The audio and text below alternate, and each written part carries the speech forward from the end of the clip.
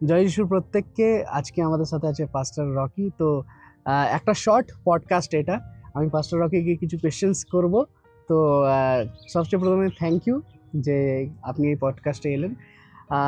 পাস্টার Rocky, পাস্টার মানে আপনার জন্য কি? পাস্টার মানে আমরা যেটা দেখি সাধারণত, যেটা বুঝি যে সেবাকারী। পাস্টার অনেক রকম ডেফিনেশন আছে, বা আমরা সাধারণত জানি যে কেউ একজন বাইবেল কলেজে গেল, সেখান থেকে সে ট্রেনিং করলো, আর তারপরে সেখান থেকে সে কমপ্লিট করলেই সে পাস্টার। এটা অ্যাকচুয়ালি আমার মনে হয় যে প্রপার পাস্টার না। আসল পাস্টার হচ্ছে প্রভু হতেই একজন মানুষ পাস্টার হতে পারে, কারণ প্রভু যিশু নিজেই একজন পাস্টার, এবং তিনি তার মেজদেরকে বলেছেন, তার শিষ্যকে বলেছেন যে আমার মেজদেরকে দেখো, তাই না? তিনি যেমনি করে তার শিষ্যদেরকে দেখেছিলেন, দায়িত্ব নিয়েছিলেন, ঠিক একইভাবে তিনি তার শিষ্যদেরকে বলেছেন যে তোমরাও লোকদের দায়িত্ব নাও। আজকে যখন আমি, তুমি বা আমরা যারা পরিচর্যাকারী আছি, অ্যাজ এ পাস্টার, এই ডেফিনেশনটা অনেক ডিপ, কিন্তু এই ছোট জায়গায় বলাটা সম্ভব না, বা ছোট সময়ের মধ্যে বলা সম্ভব না। কিন্তু আমি যেটা বেসিক, যেটা আমি বুঝতে পারি বা যেটা আমি বলতে চাই লোকদেরকে, হয়তো বা অনেকের সাথে নাও মিলতে পারে, কিন্তু বিষয়টা হলো যে পাস্টারশিপ একটা একটা দায়িত্ব। এটা কঠিন একটা জার্নি, কিন্তু সকলকে সেবা করা এবং সকলকে দেখে রাখা, একজন রাখাল যেমন তার মেষকে দেখে রাখে, দায়িত্ব নিয়ে রাখে, সে হারিয়ে গেলে তাকে খুঁজে বের করার চেষ্টা করে, একজন পাস্টার হলো সেই রাখাল, আমার কাছে মনে হয়েছে। ওকে।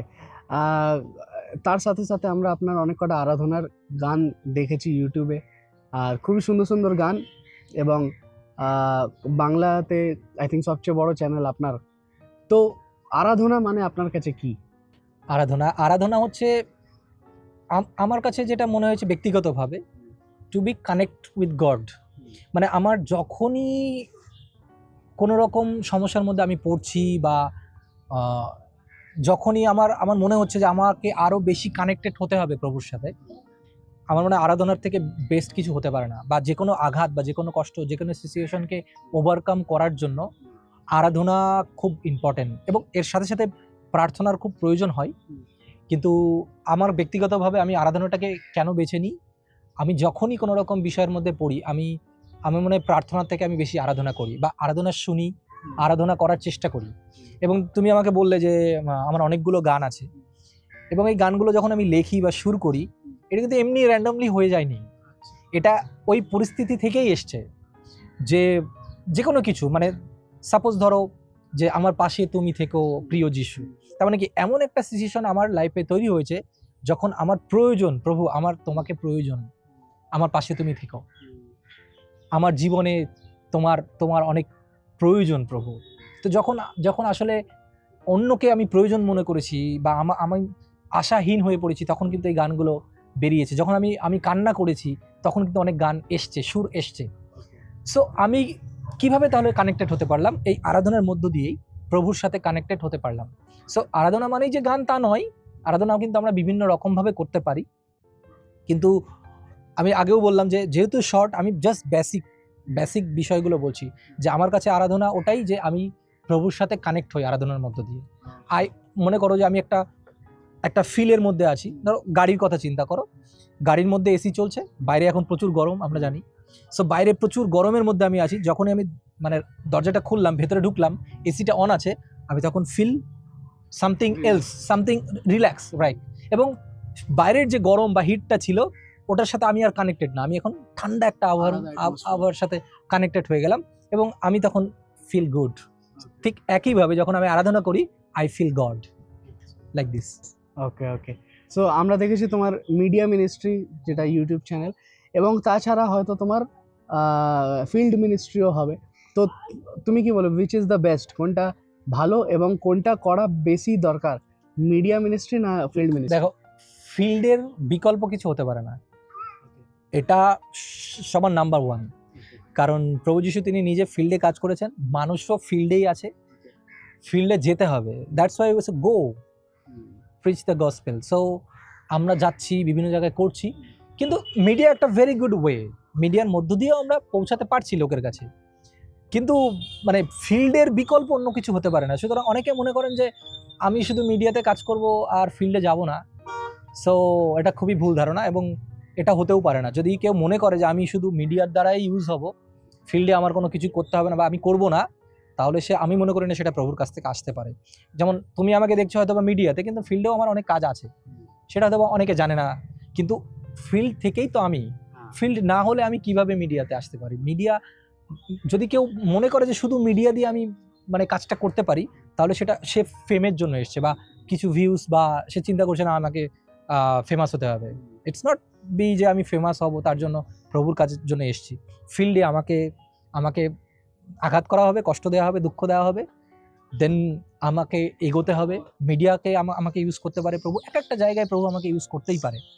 সো যারা আজকে দেখছে এই মুহূর্তে, media is not a bad, আমি বলছি এটা না। মিডিয়া অবশ্যই খুব দরকার আধুনিক সময়, স্পেশালি করোনার পর থেকে আমরা বুঝতে পেরেছি যে করোনাটা কতটা, মানে করোনার পরে মিডিয়াটা কতটা গুরুত্বপূর্ণ। মিডিয়া দিয়ে অনেক কাজ হয়, এটা না, কিন্তু ওটা ফার্স্ট না। ফার্স্ট হচ্ছে ফিল্ড ওয়ার্ক ইজ, মানে পার্সন টু পার্সন, একজনের সাথে একজনের কানেক্টিভিটি যেটা দরকার সেটা খুব প্রয়োজন। ওকে, মানে তুমি বলছো media and field both are important, কিন্তু হ্যাঁ। বেশি ইম্পর্টেন্ট হলো field. Go and preach the gospel. Okay, so last 2 questions, যেহেতু অনেক শর্ট পডকাস্ট আমরা করছি। মিডিয়া আর ফিল্ডের বিষয়ে ডিসকাস হচ্ছে, তো এখন অনেক কটা চার্চ অনলাইন হয়ে গেছে, আর অনেক মানুষরা নিজের পাস্টারদের কাছে আঘাত পেয়ে আর চার্চে যায় না, কিন্তু ঘরে বসে অনলাইন চার্চ অ্যাটেন্ড করে। তো তোমার খেয়ালে কোনটা ঠিক, অনলাইন চার্চ না ফিজিক্যালি চার্চে যাওয়া, কোনটা উচিত আর কোনটা ঠিক? এটা উত্তরটা সেমই, মানে তুমি আগে যেটা বললে আর এটা একই একই রকম, কিন্তু একটু স্পেসিফিক করে দিলে যে অনেকে মানে ফিজিক্যালি সেখানে চার্চে হয়তো বা যেতে চাইছে না, তারা অনলাইনের মধ্য দিয়ে শুধুমাত্র করছে। তো সেটা সাময়িক সময়ের জন্য কিছু ক্ষেত্রে হতে পারে, কিন্তু এটা দীর্ঘ সময় হওয়া উচিত নয়। এবং কারণ দেখো, আমরা দশমাংশ দিই, লোকদের সাথে কথা বলি, লোকদেরকে উৎসাহ প্রদান করি। আমার সাথে তোমার সম্পর্কটা তৈরি হবে কিভাবে, ফেলোশিপটা কিভাবে তৈরি হবে? আজকে তুমি আমি কথা বলছি, অনলাইনে হলে একটা ফিল, সরাসরি একরকম, তাই না? সো এটা আমরা সবাই বেসিক আমরা বুঝতেই পারি। এবং অনলাইন যে চার্চগুলো অনলাইন করছে, দ্যাট ইজ ওকে। কারণ কি, অনেকে আছেন যারা বাইরে কাজ করে, অনেক দূরে কাজ করে, বাংলা ভাষাভাষী, এবং আমি নিজেও দেখেছি, আমার কাছেও প্রচুর মেসেজ এসছে যে দাদা, কেউ হয়তো ইউএসএ থাকে, কেউ ইউরোপে থাকে, কেউ মিডল ইস্টে থাকে, বা অনেকে ব্যাঙ্গালোরে থাকে, দিল্লিতে থাকে, তাদের হয়তো কোনো বাংলা সার্ভিস নেই, কিন্তু যখন তারা আমাদের গান বা আমাদের ভিডিওগুলো দেখছে, তখন তারা ওটাকেই চার্চ সার্ভিস বলে মনে করছে এবং একসাথে যুক্ত হচ্ছে, কারণ তারা ফিজিক্যালি সেখানে যেতে পারছে না। তো অনলাইন তাদের জন্য, যারা ফিজিক্যালি যেতে পারছে না, কিন্তু যে ফিজিক্যালি যেতে পারছে সেও যদি অনলাইনে বসে থাকে, তাহলে ফিজিক্যালি যে কাজটা হচ্ছে সেখানে কিন্তু আমরা কি করছি, ক্ষতি করছি, অর্থাৎ প্রভুর রাজ্যকে আমরা ক্ষতিগ্রস্ত করছি। সুতরাং we all have to go to church, চার্চে আমাদের যেতেই হবে। এবং সেটা আমি জানি যে চার্চে অনেক রকম সমস্যা থাকে, পাস্টরের সাথে আমার সমস্যা হতেই পারে, একজন লিডারের সাথে সমস্যা হতেই পারে, তাহলে তার সমাধানও আমাদেরকে করতে হবে, নাহলে তো ক্ষমার কথা আসতো না, সবাই মিলে একসাথে চলার কোনো কথা আসতো না বাক্যে, তাই না? সো আমি যদি বাক্যের লোক হই, তাহলে বাক্য অনুসারে আমাকে চলতে হবে। ঘাত প্রতিঘাত, চার্চের মধ্যে সমস্যা, এটা থাকবে, আবার ঠিক করে নিতে হবে। এটাই তো প্রভুর ইচ্ছা, এবং আমরা একসাথে যেন চলতে পারি, যেন এই জায়গাটাকেই, মানে পৃথিবীটাকেই যেন আমরা স্বর্গে পরিণত করতে পারি। নিশ্চয়ই নিশ্চয়ই, যেমনি প্রেরিতরা একসাথে মিলিত হতো, আমাদেরকেও মিলিত হওয়া দরকার। লাস্ট কোয়েশ্চেন, এখন যারা আপনাকে দেখছে এই পডকাস্টের মাধ্যমে, তাদেরকে তারা যদি মিডিয়ার মাধ্যমে কিছু করতে চায় যেমনি আপনি করেছেন, তো সেই সময় ইউটিউবের পরিস্থিতি এক ছিল, এখন আর এক, কিন্তু সে কিভাবে শুরু করবে, এবং কিছু একটা এনকারেজমেন্ট আপনি ওদের জন্য দিয়ে তারপরে আমরা এন্ড করব। একদম ঠিক আছে। অ্যাকচুয়ালি এটা পডকাস্ট না, জাস্ট আমরা একটা শেয়ারিং করছি আমাদের থটস। ডেফিনেটলি ইন ফিউচার আমরা লম্বা সময় আরও লোকদেরকে বলার চেষ্টা করব প্রত্যেকটা সাবজেক্ট, যারা শুনছে এই মুহূর্তে।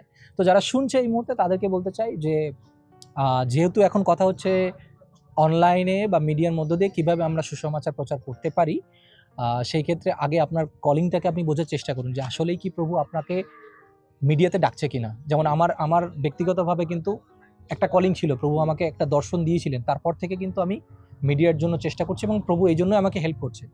এবার আমার মনে হলো র্যান্ডমলি আমি মিডিয়ার মধ্যে ঢুকে গেলাম, প্রভু যখন আমাকে সাহায্য করছে না, তখন প্রভু বলবে তুমি কি আমার কাছে শুনেছো, আমি কি তোমাকে দর্শন দিয়েছি? এটা হলো মেন কথা। ধরো আমি তোমার বাড়িতে যাব, আমি র্যান্ডমলি তোমার বাড়িতে চলে গেলাম, এবার তুমি বাড়িতে আছো কি, তুমি বাড়িতে আমার সাথে দেখা করার মতো প্রস্তুত আছো কি, তোমার বাড়িতে কোনো অনুষ্ঠান হচ্ছে কি না, আমি জানলাম না, আমি চলে গেলাম। সো তুমি যেমন বিরক্ত হবে এবং তুমি আমাকে সময়ও দিতে পারবে না, কারণ ওই সময়টা তুমি আমার জন্য প্রস্তুত করোনি বা ওই সময়টা তুমি আমার জন্য রাখোনি। ঠিক একইভাবে আজকে যারা দেখছে, আপনাকে কি প্রভু মিডিয়ার জন্য ডাকছে কিনা? এটা এমন না যে আপনি খুব সুন্দর গান করতে পারেন, গান শুরু করে দিলাম, এটা এই ব্যাপারটা এরকম না। গান তো আমিও করতে পারি না, গান আমি তো কিছু শিখিনি, তাহলে প্রভু কেন আমাকে ব্যবহার করছেন? সো যখন তিনি আমাকে শেখান, যখন তিনি আমাকে করতে বলেন, তখন আমি গান পারি, কিন্তু আমি নিজে থেকে আমি কিছু করতে পারি না। ঠিক একইভাবে যদি মনে হয় যে হ্যাঁ অবশ্যই মিডিয়াতে প্রভু আমাকে ইউজ করছে, আমার বলার সেই ক্ষমতা রয়েছে, প্রভু আমাকে সেই শক্তি দিচ্ছেন, অবশ্যই সেটা করা ভালো।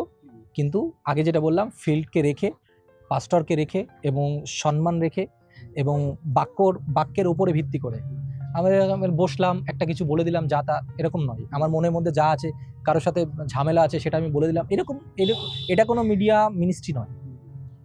বাক্যের উপরে, বাক্যটা হচ্ছে ভিত্তি।